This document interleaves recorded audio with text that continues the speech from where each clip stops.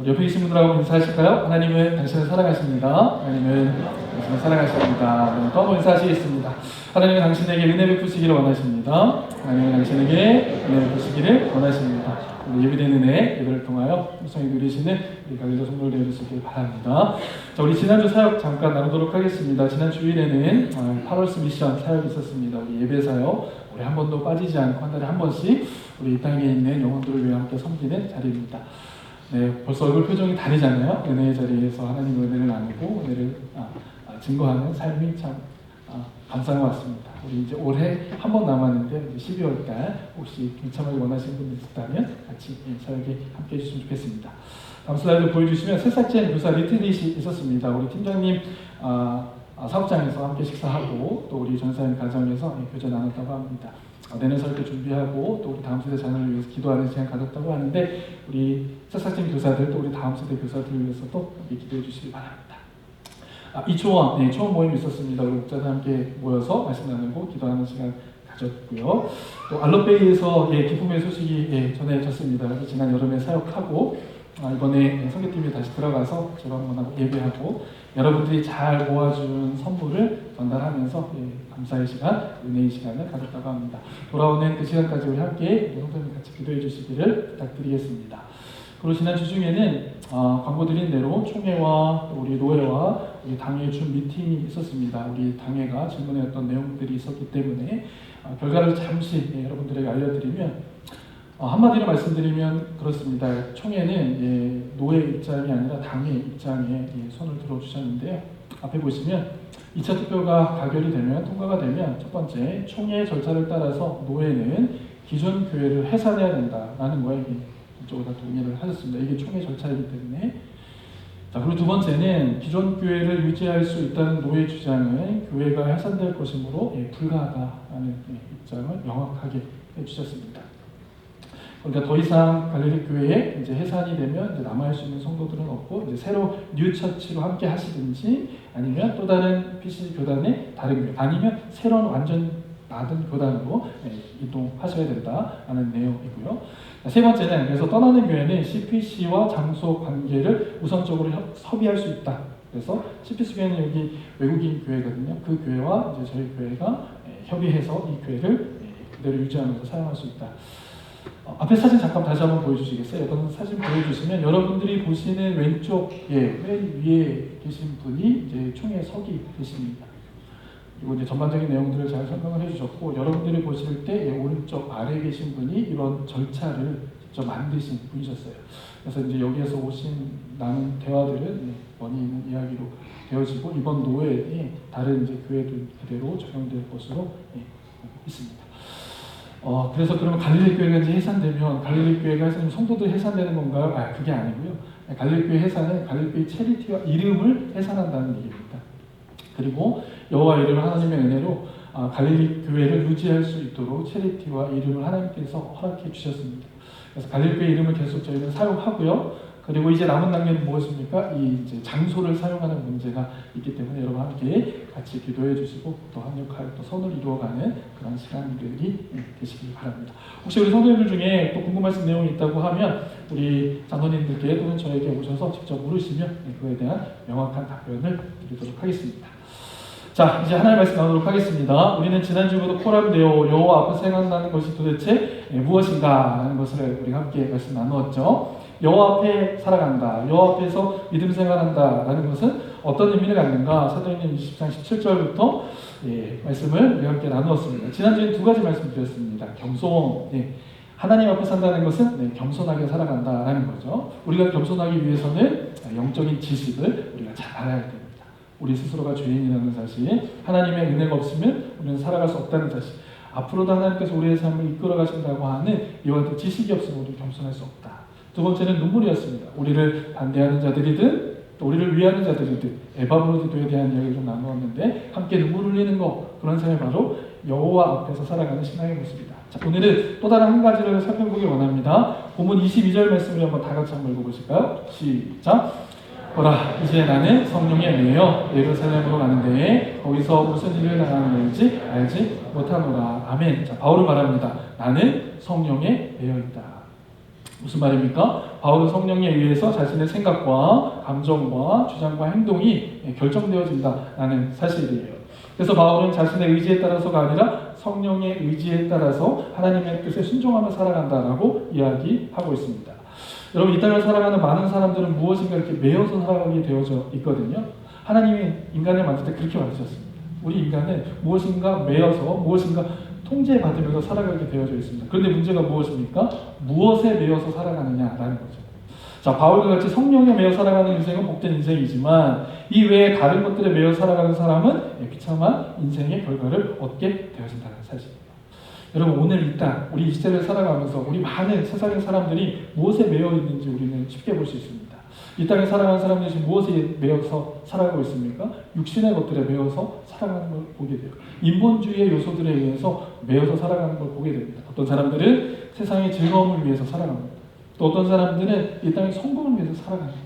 그 성공을 위해서 자신의 모든 것들을 다 내려놓습니다. 어떤 사람들은 돈에 매여서 살아갑니다. 그래서 돈만 생각하고 돈의 모든 결정을 맡기는 거예요. 여러분, 돈이 우리의 삶에 불필요하다는 이야기가 아니잖아요. 돈이 필요합니다. 그런데 그것의 우선순위가 무엇인지 알아야 된다는 거죠. 또 우리가 무엇에 매여서 살아갑니까? 저도 자유로울 수 없는데요. 핸드폰 여러분 들고 다니시잖아요. 얼마나 많이 매여서 살아가는가. 어떤 제가 짤을 봤는데, 어떤 영상 이미지를 봤는데, 우리가 핸드폰을 보고 있는 게 아니라 핸드폰에서 손이 나와서 우리 뇌를 이렇게 붙잡고 있는 그런 모습. 우리가 무엇에 매여서 살아가는가. 최근에요, 제가 AI를 좀 접해보게 됐습니다. AI, 챗GPT. 굉장히 똑똑하잖아요. 뭐든지 질문하면 바로 답변이 나오고. 굉장히. 그래서 저희가 거기에 많이 매여서 살아가게 되어진 걸 보게 돼요. 질문하면 답이 그대로 나옵니다. 제가 요즘 신학교에서 강의하고 있는데요. 우리 학생들이 그걸로 과제하고 있지는 않는가 제가 체크를 정말 타당합니다. 이런 것들에도 매여 있지만 더 심각한 건 무엇입니까? 불행하게도 사단에 매여 살아가는 사람도 있다는 거예요. 여러분, 요한복음 13장 2절 말씀 보실까요? 시작. 아기가 벌써 시몬의 아들 바로 유다의 마음에 예수를 팔려는 생각을 이 땅을 살아가는 사람 중에 무엇에 매여 있습니까? 사단에 매여서 살아가는 사람도 있어요. 그들의 생각과 마음과 중심이 그에게 매여 살아가는 거예요. 그러므로 간절히 바라고 소원하는 것은 우리 갈릴리 성도들 애니타임 육신의 일들, 세상의 일들, 마귀의 일에 매이지 않고 성령에 매여 살아가시는 우리 갈릴리 성도들 다 되어질 수 있기를 주님의 이름으로 축복합니다. 아멘. 그래서 죽음의 열매, 멸망의 열매가 아니라 생명의 열매, 믿음의 열매를 맺는 우리 성도들 되어질 수 있길 바라요. 지금도 마귀는 어떻다고 말합니까? 두루 다니면서 산길자를 찾고 다닌다 그랬어요. 그들의 생각과 마음과 중심을 두루 다니면서 산길자를 찾습니다. 그때에 우리가 어디에 매여 있는가? 성령에 매여서 하나님의 뜻을 온전히 살아내실 수 있는. 그래서 주님의 영광을 드러내시고 순종의 믿음으로 나아갈 수 있는 저 여러분 되어서 바랍니다. 자, 바울은 성령에 매여서 어디로 간다고 말합니까? 예루살렘으로 간다고 했어요. 우리 한번 다음 슬라이드 보여주실까요?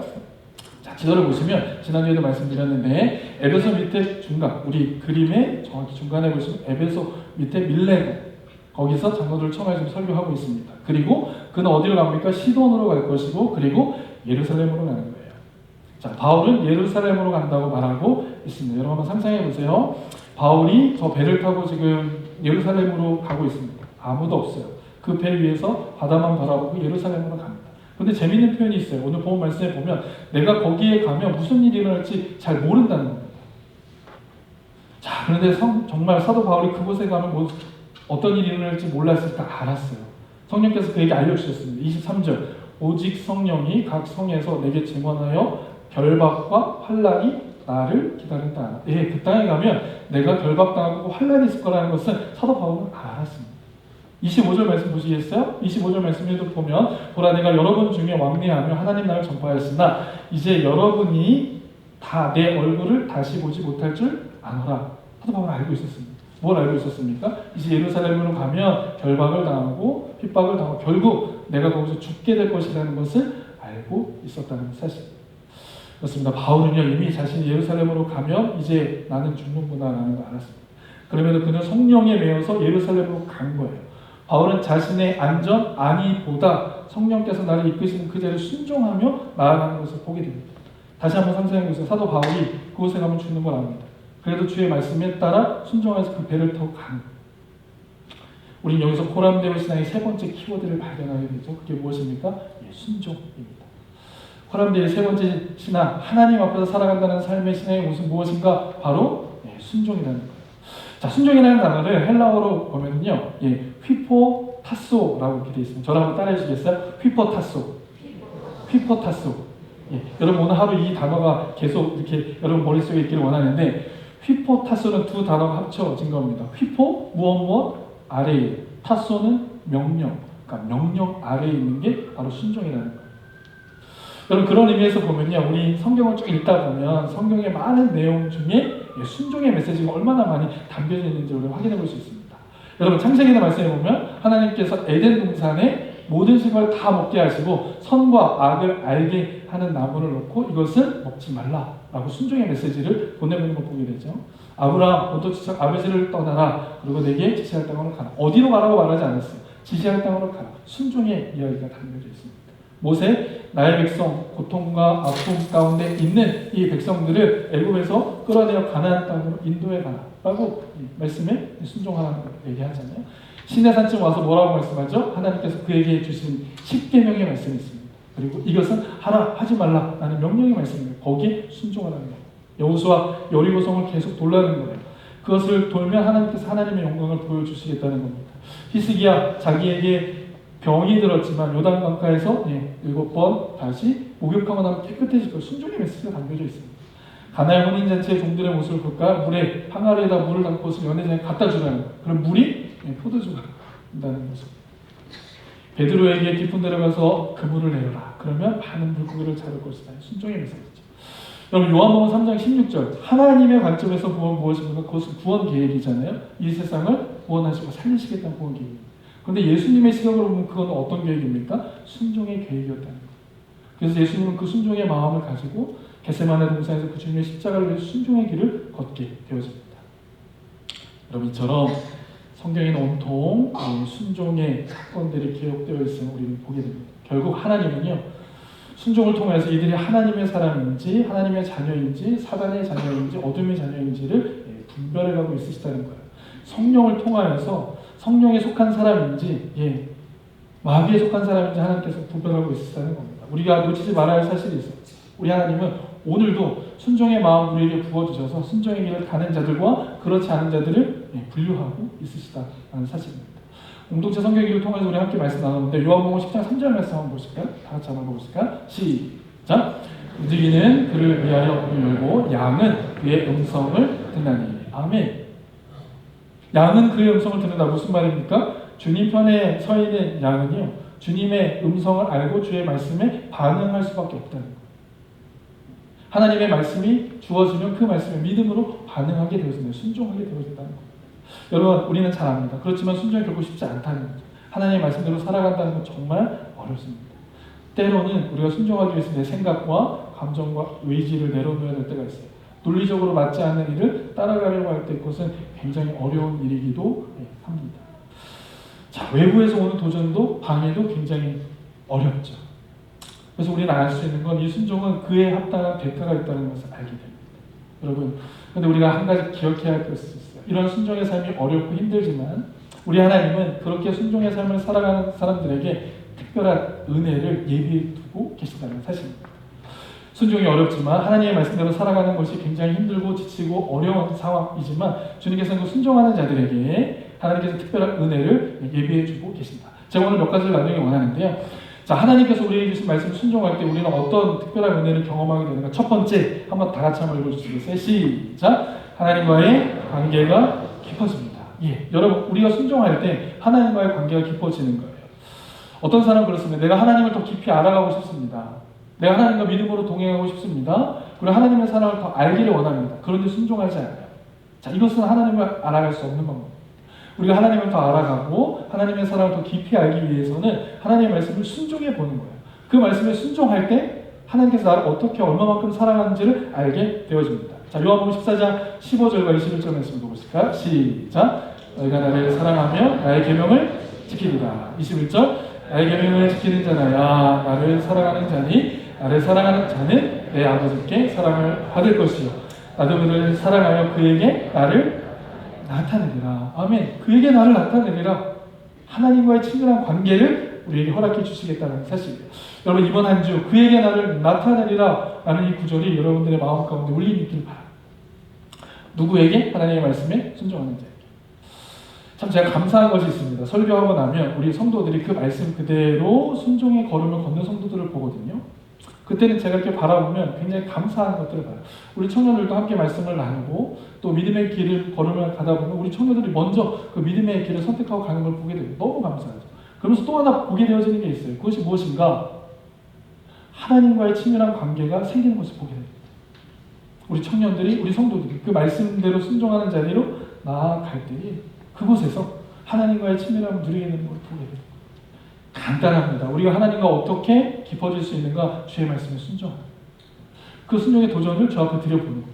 그때 우리는 하나님과의 친밀한 관계를 누리게 되는 거죠. 어떤 분들은 비즈니스 하십니다. 어떤 분들은 생업을 하시기 위해서 열심히 일을 하고 계시죠. 그러한 상황 속에서도 하나님의 말씀대로 살아가는 모습을 주님 앞에 보여보시는 거예요. 그러면 하나님이 내 앞에 나타나시는 것을 보게 될 줄로 믿습니다.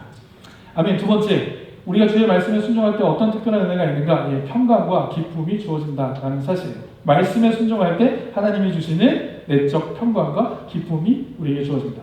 자, 우리 시편 말씀 한번 보겠습니다. 시작. 주의 법을 살아가는 자에게는 큰 평안이 있으니 그들에게 장애물이 없으리이다. 아멘. 네, 큰 평안을 하나님께서 주십니다. 주의 말씀에 순종하는 자들에게. 저는 이런 경험을 많이 하는데요. 여러분, 주의 말씀에 순종한다는 것은 무엇입니까? 그 주님께 나의 모든 것들을 맡겨드린다는 거잖아요. 그러니까 우리의 삶의 문제를 그분에게 맡겨드리니까 우리는 더 이상 걱정할 것이 없는 거예요. 염려할 것이 없는 거죠. 이 평안이 그냥 평안이 아니라 큰 평안이라고 우리에게 표현해주고 있어요. 우리 성도들 심령 가운데 두려움이 있거나 또 답답한 마음이 있거나 또한 하나님에게 주의 도우심을 구해야 하는 마음들이 있으시다면 주의 말씀에 순종하기를 다시 한번 결단해 보시기 바랍니다. 그때 주님께서 우리에게 주시는 이 평강의 기쁨을 우리가 누릴 수 있게 되어진다. 그 구절에 한번 보세요. 그들에게 장애물이 없으리로다. 왜 없겠어요? 장애물 있을 겁니다. 그런데 장애물 안에서도 그 평안과 기쁨을 누릴 수 있게 해준다는 거예요. 주의 말씀에 순종하는 삶을 살아가는 거예요. 세 번째, 우리 하나님 앞에 순종하게 될 때 어떤 특별한 은혜를 누립니까? 불가능한 것이 가능케 되어진 은혜를 누리게 됩니다. 여러분, 요단강이 갈라지는 거예요. 여리고성이 무너지는 겁니다. 사르밧 과부의 기름병이 기름이 어떻게 되는 거죠? 채워지는 것을 보게 됩니다. 물이 포도주가 되는 거예요. 밤새도록 잡지 못했던 물고기를 잡게 되는 겁니다. 여러분, 순종의 결과는 엄청난 겁니다. 이것이 성경의 인물들에게만 나타나는 것이가 그렇지 않죠. 하나님의 말씀대로 살아가려고 하고 하나님의 뜻대로 살아갈 결단하는 저와 여러분들에게도 동일하게 주어지는 은혜인 줄로 믿습니다. 제가 설교 시작 전에 한번 말씀드렸어요. 우리 총회와 노회와 당회가 함께 모였을 때 그 이야기를 나눌 때 저는 딱 50대 50이었습니다. 이거 쉽지 않은 이야기였어요. 왜냐하면 노회와 또한 총회가 같은 입장에 있다면 우리가 원하는, 우리 당회가 원하는 절차대로 진행되어지는 과정의 요구가 기각될 수 있었기 때문에 50대 50으로 봤습니다. 그러면 우리는 주의 말씀대로 순종하면 그 길을 갑니다 라는 기도를 드리고 그 자리에 있었을 때 우리 장로님들이 많은 이야기를 준비했거든요. 근데 거기에 우리가 먼저 이야기하지 않아도 총회 서기께서 먼저 다 한 가지 한 가지를 다 이야기해 주십니다.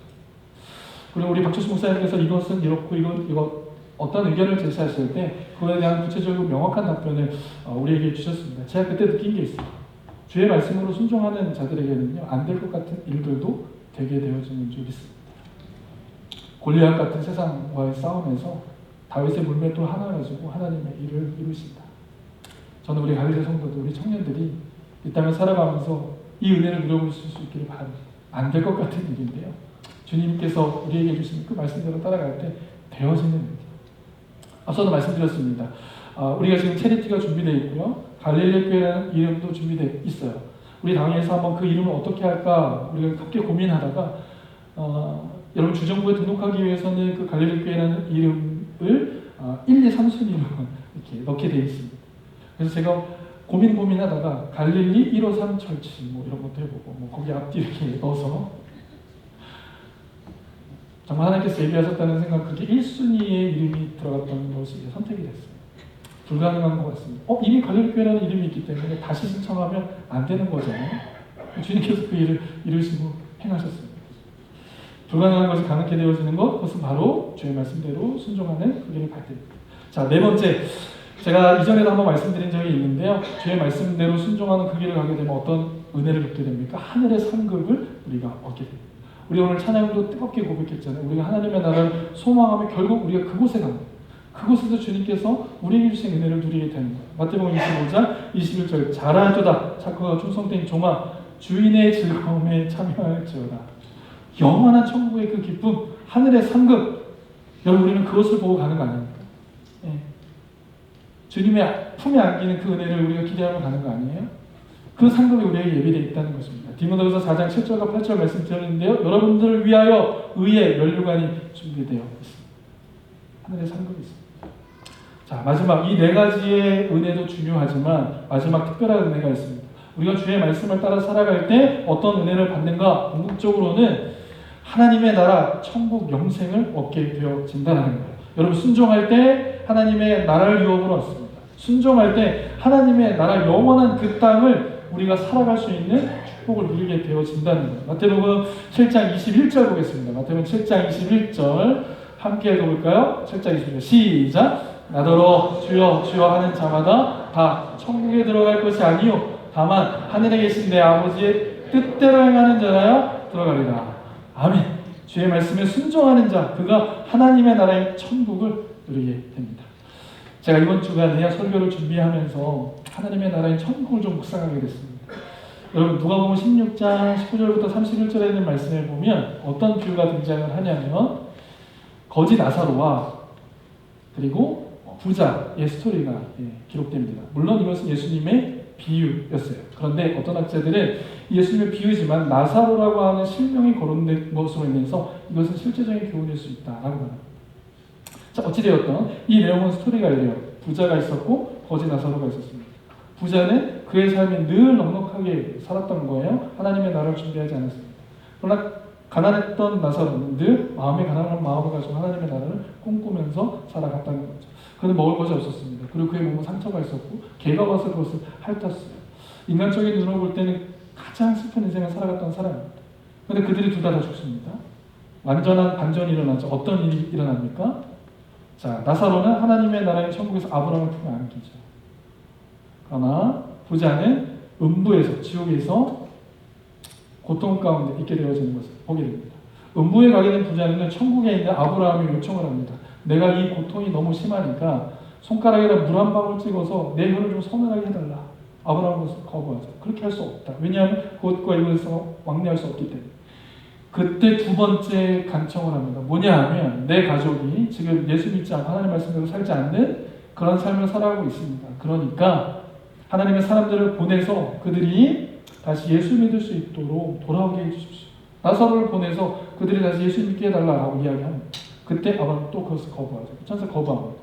왜냐하면 이미 하나님의 말씀이 증거되고 하나님의 뜻을 선지자를 통해서 이야기했기 때문에 그들의 뜻을 받아들이지 않는다면 나사로가 가서 얘기한다고 해도 받아들일 수 없다는 거죠. 여러분 이 이야기를 통해서 우리가 알 수 있는 게 있습니다. 첫 번째 무엇을 알 수 있습니까? 천국과 지옥은 실제로 존재한다는 거예요.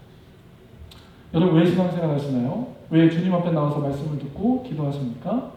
우리가 그냥 복되고 잘되기 위해서가 아니잖아요. 영원한 하나님의 나라, 하나님의 나라의 그 천국을 얻기 위한 말입니까? 우리가 이 자리에서 예배하는 것, 우리 그 중심을 잘 기억하고 있어요. 천국과 지옥은 실제합니다. 자, 두 번째 우리가 알 수 있는 건 뭔지 아세요? 천국에서는 지옥을 볼 수 없습니다. 지옥에서는 천국을 봤어요. 얼마나 고통스럽습니까? 천국에서는 지옥을 볼 수 없었습니다. 그것은 하나님의 은혜였어요. 과거의 그 고통과 아픔들은 다 잊게 하시는 거예요. 그런데 지옥에 있는 사람 어떻습니까? 지금 아브라함 품에 앉아 있는 사람 보게 된 거예요. 얼마나 고통스럽습니까? 우리는 어디 가야 됩니까? 지옥 갈 수 없잖아요. 천국 가야 되는 거 아닙니까? 마지막 이 비유를 통해서 우리가 무엇을 알 수 있습니까? 죽음 이후에는 우리가 순종할 수 없어요. 순종도 기회가 있습니다. 죽고 난 다음에 우리는 순종할 수 없어요. 여러분 그래서요 순종은 영원한 생명과 연결되어 있다는 사실을 오늘 말씀드리고 다시 한번 깨닫습니다. 순종은요 결단의 문제가 아니에요. 선택의 문제가 아니에요. 순종은 결국 생명의 문제라는 사실이에요. 여러분 이 사실을 깨닫는 사람은요 하나님의 은혜 안에서 누구를 바라보게 되는가? 예수 그리스도를 바라보게 됩니다. 왜냐하면 우리가 그 천국에 이르러 나아갈 수 있는 길을 여신 분이 예수 그리스도십니다. 자기의 살을 찢고 자기의 피를 흘려서 우리에게 그 살과 피를 주신 분, 그가 우리에게 하나님의 나라까지 갈 수 있도록 우리로 하여금 영원한 생명을 누리게 하신 그 예수님의 그 십자가를 바라보게 되어져 있는 거예요. 마지막 한번 슬라이드 보여주시겠어요? 그래서 우리는 무엇을 생각합니까? 예수님의 순종의 무게를 우리는 늘 생각해야 되는 거예요. 우리가 잘나서 하나님의 뜻 안에 있기 때문에 순종하는 게 아니에요. 이분의 은혜가 우리에게 있고 그분께서 허락하신 십자가의 능력이 있기 때문에 그것으로 순종하는 겁니다. 주님께서 그것을 우리에게 원하시고 계신다는 사실. 사랑하는 성도 여러분, 주님의 십자가 이 무게, 순종의 무게를 다시 한번 기억해 볼 수 이번 한 주 되시기를 바랍니다. 그래서 그 순종의 무게로 인해서 우리가 우리의 의지나 우리의 결단으로 하나님의 뜻을 순종하고 말씀을 따라가는 것이 아니라 하나님이 주신 그 은혜로 말미암아 그 길로 나아갈 것입니다. 주님께서 우리를 빛과 소금으로 부르신 그 부르심에서 하나님의 영광을 드러낼 수 있는 자로 나아갈 수 있는 저와 여러분 되어줄 수 있도록 바랍니다. 그래서 오늘 말씀 한번 적용해 볼까요? 이렇게 적용해 보시면 좋겠습니다. 두 가지예요. 여러분 성령의 인도하심을 구하시길 바랍니다. 성령의 충만함을 구하세요. 여러분 성령의 충만함을 구해보신 적 언제세요? 우리는 하나님 내 생각과 내 감정과 의지로 나아가지 않도록 성령의 충만함과 그분의 다스림이 나의 삶 가운데 이루어질 수 있도록 간절히 구하시길 바랍니다. 그리고 두 번째, 매일의 삶 가운데 하나님의 말씀을 순종할 수 있도록 작은 일에서부터 순종할 수 있도록 우리의 삶을 주관해달라고 기도해 보실 수 있기를 바랍니다. 여러분 작은 일이 뭐죠? 작은 일은 이거예요. 예배의 자리에 계시는 겁니다. 말씀을 묵상하는 거예요. 그리고 그 말씀 붙잡고 기도하는 겁니다. 이게 작은 일이에요. 여러분 하나님께서 여러분들이 어떤 사역을 원하시는 게 아닙니다. 우리 지금 알로페이 사역을 떠나 있지만 주는 그걸 원하시는 게 아니에요. 주님께서는 먼저 여러분들이 적은 일에 충성해서 하나님 앞에 서는 것을 원하십니다. 오늘 코람되어 있으나 그것은 무엇입니까? 오늘 주님의 말씀대로 순종하기를 결단하는 거예요. 저와 여러분들의 삶이 이번 한 주간 동안 삶이 하나님의 은혜 안에서 순종을 결단하며 주의 뜻을 이루어가는 저와 여러분들 되시길 바랍니다. 우리 말씀 정리하겠습니다. 여러분 사도 바울은 성령에 매여 있다라고 이야기합니다. 그리고 예루살렘으로 갔다라고 이야기하고 있어요. 우리도 마찬가지 성령에 매여 주의 뜻을 이루어가는 그런 믿음의 걸음 오늘 저와 여러분 되어줄 수 있도록 합니다. 순종이 어렵습니다. 주의 말씀과 주의 뜻대로 살아가는 거 쉽지 않습니다. 내 스스로를 위한 싸움도 있고 세상으로부터 오는 싸움도 있어요. 여러분 일단 이민의 땅에서 하나님의 말씀을 살아내고 한다는 건 쉽지 않습니다. 근데 우리가 기억해야 할 것이 있어요. 그런 믿음의 삶을 결단을 순종의 삶으로 나아갈 때 주님께 특별한 은혜를 예비드리겠습니다. 하나님과 관계가 깊어집니다. 평강을 주시는데 그 큰 평강을 주십니다. 불가능한 것이 가능케 되어지는 은혜가 있습니다. 하늘에서 의의 면류관, 저는 그때를 생각해요. 의의 면류관을 우리에게도 주신다. 영원한 하나님의 나라의 그 천국, 지옥에서는 누릴 수 없는 그 기쁨, 그 은혜가 우리에게 주어진다는 사실. 여러분들의 평생 삶, 한 주간 삶이 주님의 순종을 결단하고 드려지는 거룩한 삶이 되어졌으길 바랍니다. 오늘 우리 예수 말씀 기억하며 우리 함께 찬양으로 나아가도록 하겠습니다. 함께 찬양하겠습니다.